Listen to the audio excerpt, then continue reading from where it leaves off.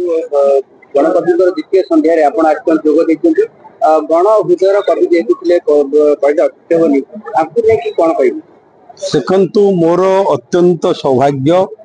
जे गणकवि वैष्णव पाणीकर जो जयंती अवसर में द्वितीय संध्यारे मु जो महांगा पवित्र माटी जे कि कला साहित्य संस्कृतिर माटी यही माटी रे मु आज जोग देइछि। एठी आज वैष्णव पाणी विषय अनेक कथा ये आलोचना है से किपरि तंकर लेखा माध्यम नाटक माध्यम जो गण अर्थात जनसाधारण कथा को से परिदर्श माने करि पारुथिले माने ताकू लोकलोचन को आनी पारुथिले। से समय कठोर जो इंग्रेज मानकर विरोधर मध्य लोकन को से संगठित करथिले एवं तंकर जो कला तंकर जो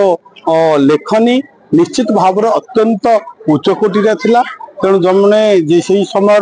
विभिन्न जो अन्याय दुर्नीति लोकंकर कथा एवं आमर ओडिशा को जो स्वतंत्र उत्कल प्रदेश गठन करिवार मध्य तांकर अनेक भूमिका रही। तेणु यही जड़े कालजयी पुरुष तांकर लेखा माध्यम गीति नाट्य माध्यम पाला माध्यम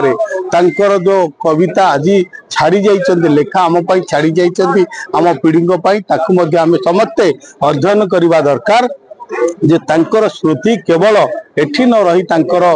जो स्मृति को आउरी समस्ते ताकू बाहर मध्य आलोचना करबा दरकार अनेक लोक जानिबा दरकार। सेही समय जो माने किछि महापुरुष थिले जो माने किछि लेखक थिले जे आमर समाज संस्कार को जन करूथिले समाज को मार्गदर्शन दउथिले दिग्दर्शन दउथिले तांका भितरे गण कवि वैष्णव पाणी अन्यतम। देखंतु एठी तो मान्यवर विधायक आमर शारदा भाई अछंदी जणे टाणुआ लेता ये जो माटी पाई काम करुवा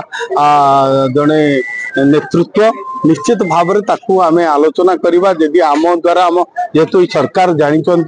आमे हूँ ओडिया अस्मितार आमे रक्षा करवा आमर ओडिया कला साहित्य संस्कृति आमर परंपरा को आमे केमती आउर उज्जीवित करवा आमर जो उत्तर जो मैंने आसुचंती आमर जो भविष्यत पीढ़ी सेमान को आमको केमती ए विषय अवगत करवा निश्चित भाव में यह गोटे स्वागत योग्य पदक्षेप रही। प्रत्येक लोकर प्रत्येक व्यक्तिर जो माने समाज प्रति किसी अवदान अच्छी से स्मृति को साउंटी रखा आमर कर्तव्य।